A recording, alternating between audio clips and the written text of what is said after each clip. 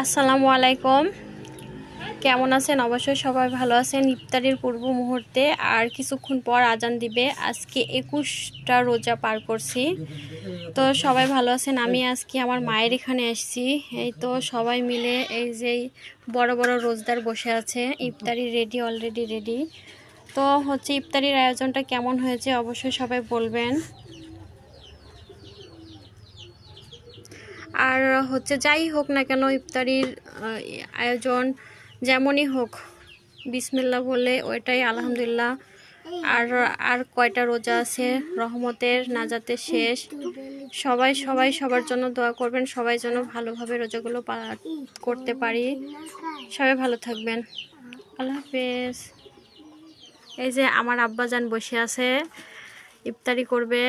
এ পাশে একজন, এই পাশে যে একজন, নিচে। তো সবাই ভালো থাকবেন, আল্লাহ হাফেজ।